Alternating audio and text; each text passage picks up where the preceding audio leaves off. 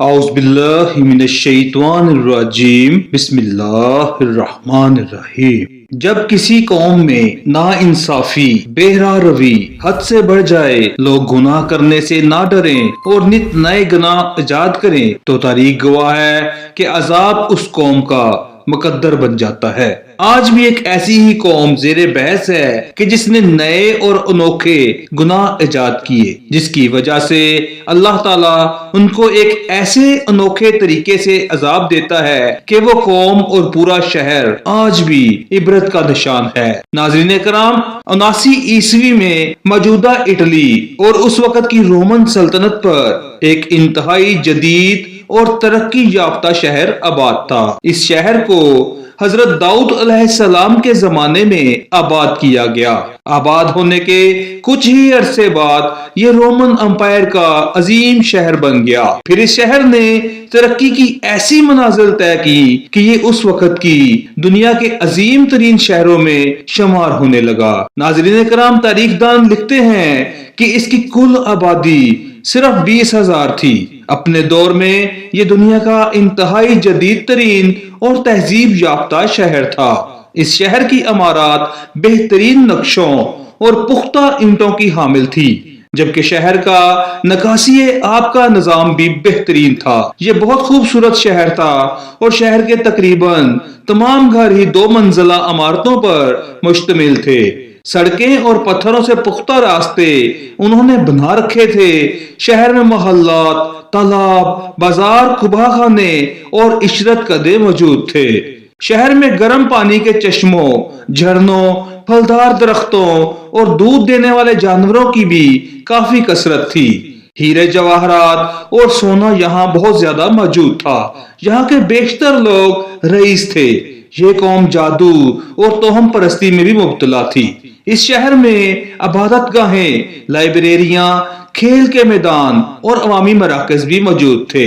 ناظرین اکرام، شہر میں ایک بندرگاہ بھی تھی جو بہت مصروف رہتی تھی۔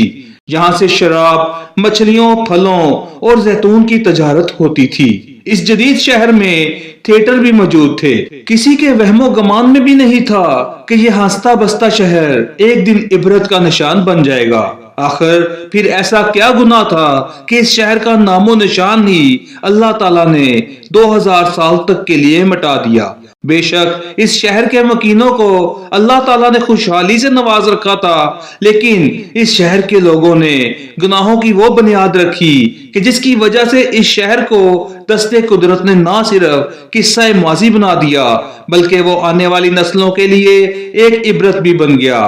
تاریخ انسانی میں قوم لوط ایسے کردار کی حامل تھی جس نے ہم جنس پرستی کو فروغ دیتے ہوئے فطرت سے بغاوت کا جرم کیا اور بالآخر عذاب الہی کا شکار ہو گئی، جبکہ اس شہر کے مکینوں نے بھی اپنے آباء و اجداد کی اس سنت پر عمل پیرا ہوتے ہوئے اس کو گناہوں کی ایک بستی میں تبدیل کر دیا۔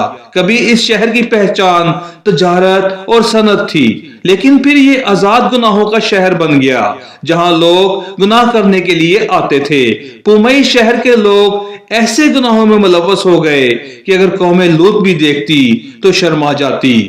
معزز ناظرین، اس شہر کی سب سے بڑی گناہ یہ تھی کہ یہ لوگ ایک دوسرے کی نابالغ بچیوں سے زنا کرتے تھے اور ان سے بچے پیدا کرتے۔ انہوں نے اپنی بیویوں کو چھوڑ دیا اور مزید کوئی شادی نہ کرتا، جس وجہ سے عورتوں میں یہ گناہ عام ہوا کہ وہ اپنی جنسی تسکین عورتوں سے ہی پوری کرنے لگے۔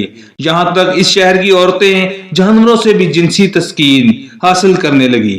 یہ شہر سوئے ہوئے آتش فشاں کے ساتھ آباد تھا۔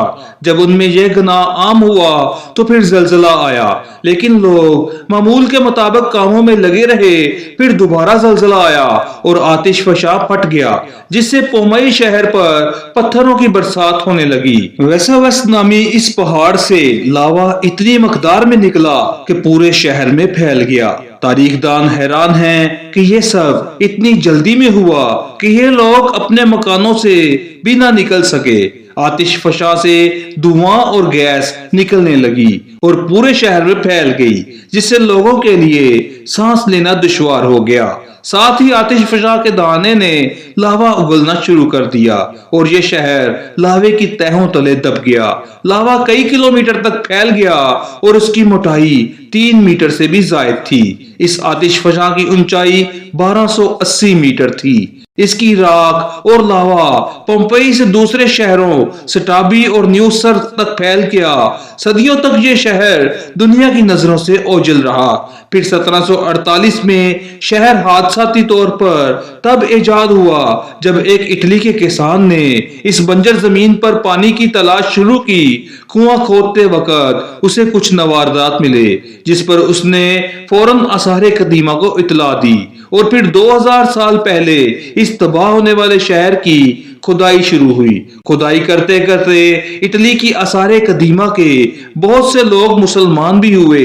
جو مسلمان نہ ہوئے وہ ان لاشوں کو دیکھ کر ذہنی مریض بننے لگے۔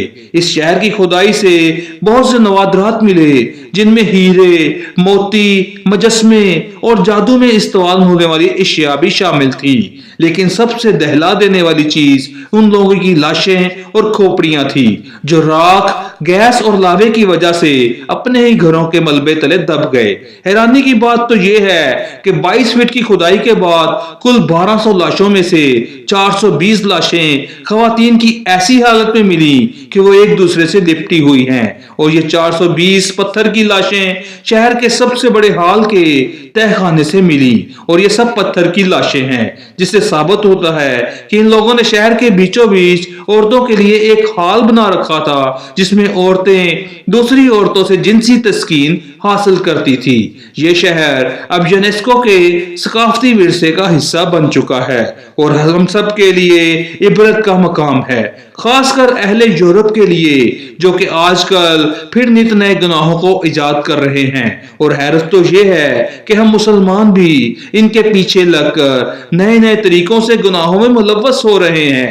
ناظرین کرام، حیرت تو اس بات پر ہے کہ وہاں سے 2 عورتوں کی ایسی لاشیں ملی جو کہ ایک دوسرے کو بوسہ دے رہی ہیں، لیکن بجائے عبرت حاصل کرنے کے ہالی ووڈ میں ان کے پیار کے بارے میں ایک فلم بنا دی گئی اور ظاہر یہ کیا گیا کہ کوئی عذاب نہیں بلکہ ان لوگوں کی نااہلی تھی کہ وہ آتش فشاں کے قریب آباد ہوئے۔ اس جگہ کی مزید کھدائی کی جا رہی ہے اور نہ جانے مزید کتنے راز سامنے آئیں گے۔ بے شک ہر چیز فنا ہونے والی ہے جبکہ بقا صرف اللہ پاک کی ذات کو ہے۔ یہ دنیا دل لگانے کی جگہ نہیں۔ اللہ تعالی ہمیں عبرت حاصل کرنے کی توفیق عطا فرمائے۔ اے اللہ ہمیں نبی آخر الزمان حضرت محمد صلی اللہ علیہ وآلہ وسلم سے بے پناہ اور سچی محبت عطا فرما۔ ناظرین اکرام، اس طرح کی مزید ویڈیوز کے لیے اس چینل کو سبسکرائب کریں۔ بہت شکریہ۔